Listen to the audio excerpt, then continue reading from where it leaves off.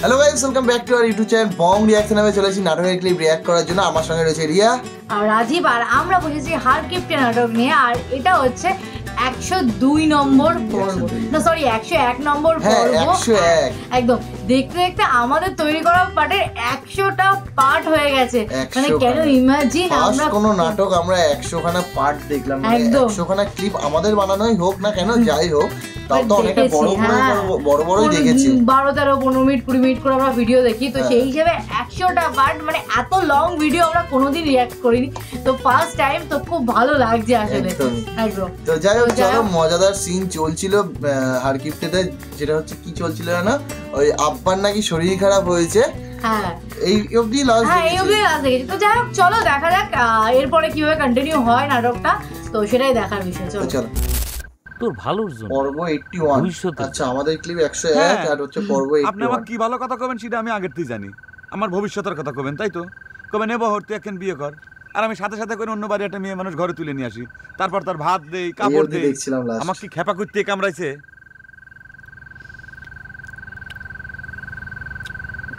ওরে বোকা, তুই তো কিছুই বুঝিস নে।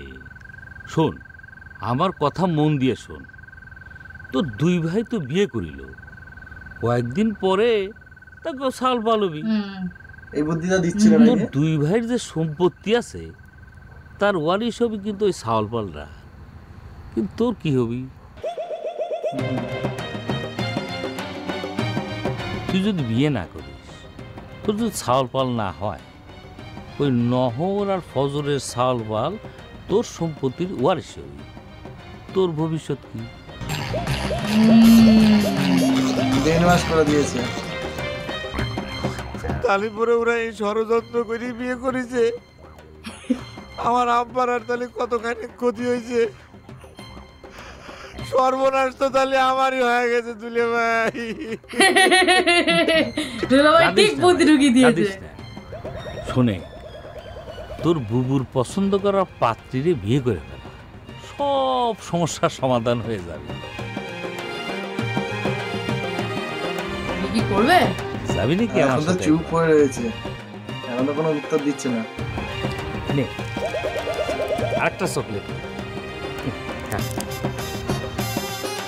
দেখা যাক দুলাভাই বিয়ে দিতে পারে না কিরকম করে। এখন তো ভাবছেই, বড়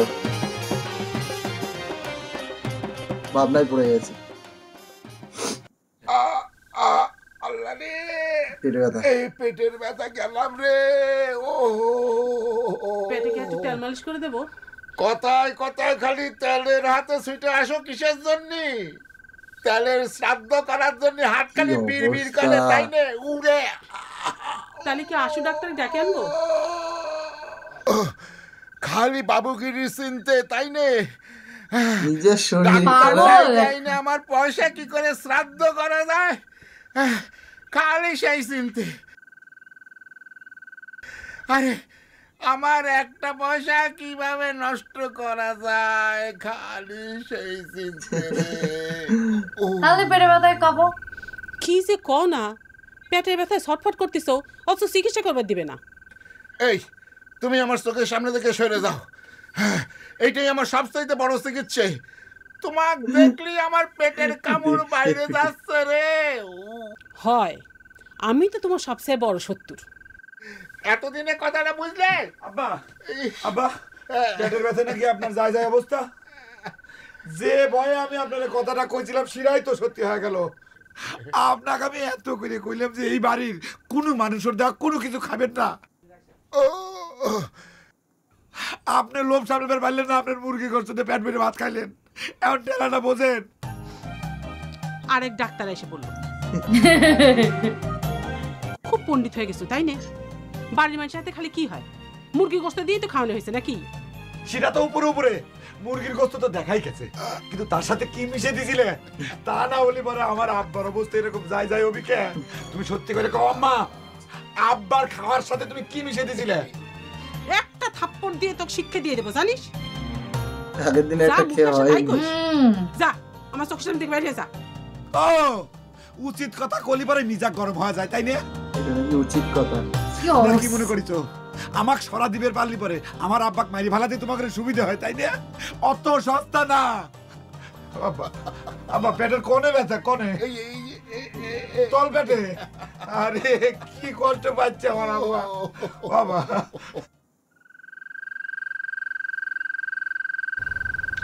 কে মামা?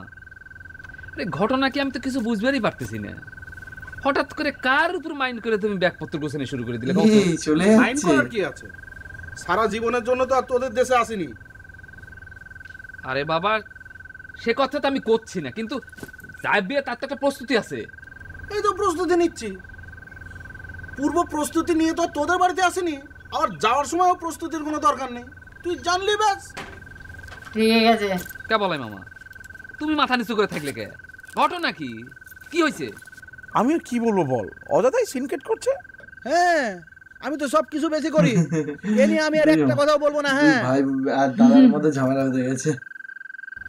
ভূপেন, তুই টেনশন করিস না, তোর বলাই মামা বোধহয় যাচ্ছে না। আচ্ছা কানাই মামা, তুমি যদি চলে যাও তোমাকে তো ঠেকানে যাবি না। আমি কই কি, তুমি কালকে সকালে যাওয়াটা স্থগিত করো। আমি একটু গুল্লার সাথে কথা কই, ওর সাথে আলোচনা করে একটা সিদ্ধান্ত নিলেই হবে না। কি, আমি কি গোল্লার হুকুমে চলি নাকি? অযথা ঝামেলা করিস না ভূপেন। যা ঘরে যা, বৌমা একলা আছে, যা যা বাগনে, তুই ঘরে যা, কাল সকালে দেখা যাবে। যে করো তোমরা ফাল পলের মতো।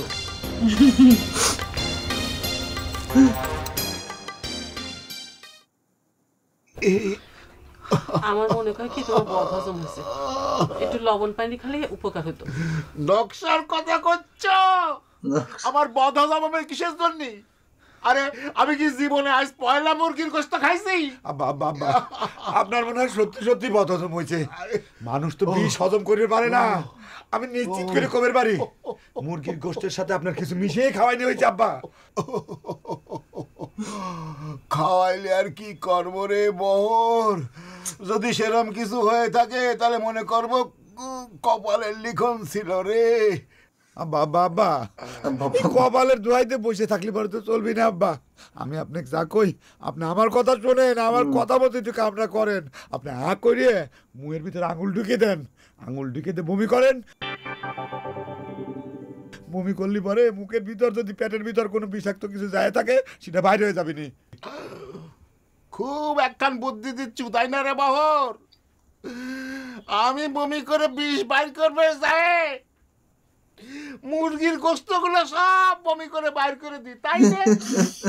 এত দামি মুরগির গোশতের উপরে তোর কোনো দরদ নাই রে বহর।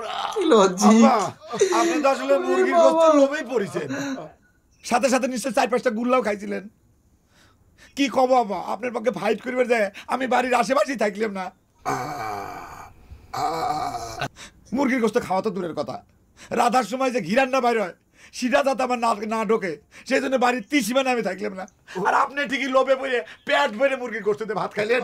আব্বা আব্বা, এই গ্যাসের বড়িটা খায় নেন তো, ধরেন, তারপর পেট ভরে পানি খায় শুয়ে থাকেন, ঠিক হয়ে যাবে।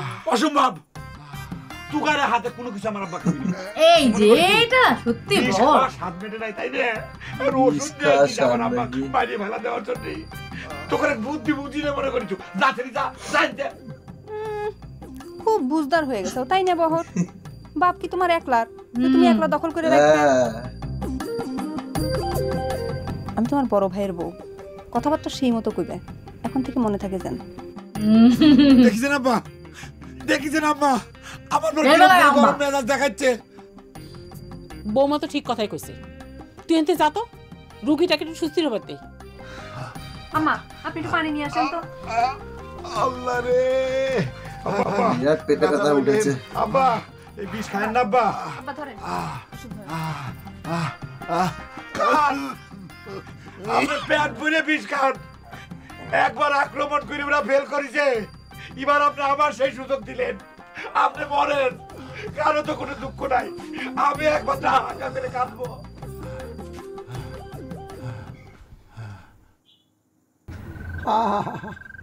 শিরে কিরকম শাস্তির ব্যবস্থা করেছে চিন্তা করে দেখে। জুতোটা ক্ষয় হয়ে গেল, তারপর পায়ের উপর ফসকা পড়ে কি অবস্থা, একদিনে 2 পাখি রে, এক ঢিলে 2 পাখি নাকি? শিবানী সেজেছে বাবা, সব পাখিগুলো একসাথে মারিচ্ছে, সব পাখিগুলো একসাথে বেরোচ্ছে, ঘরের বাস্কট রাং ভাঙে কি গন্ড ভন্ড করছে। এই গায়ের জামা, এই কাপড় চুপুর, এ কি তুমি আর করতে পারবে বাবা? চিন্তা করে দেখে তখনকার জামানায় এরকম চামড়ার জুতো পায়ে দেওয়া হাতে গোনা 2-4-5 জন মানুষের ভাগ্য হতো। সেই জুতো যদি ক্ষয় হয়ে যায় এ কোথা কি সহ্য করা যায়? তারপর এই পায়ের যন্ত্রণায় মাটিতে পাও ফেলাবার পাচ্ছি না। শোনো বাবা, ভগবান যা করে মঙ্গলের জন্য করে। এই ফুসকা পড়েছে তোমার পায়ে ভালো হয়েছে, এই ফুসকা পড়ার উছিলায় জুতে পড়াটা বন্ধ রাখা যাবে। শিবানীর মাথায় বুদ্ধি আছে। পায়ের ফুসকা সাইডে গেলে তোমার যদি জুতে পড়ো কবি কি পায়ে ফুসকা আছে, ঠিক কইছি না বাবা? তুই তো বুদ্ধিটা ভালোই করেছিস শিবানী, কিন্তু ওই টাকাতের মেয়ের কাছে তো কোনো বুদ্ধিই কাটতেছে না, এটাই হলো আসল সমস্যা। এখন একটা গুড নিউজ আছে, তার মানে হচ্ছে একটা ভালো খবর আছে। যাই হোক, আবার একটা কিছু গুড নিউজ নিয়ে চলে এসেছে, সেই গুড নিউজটা পরে শুনবো।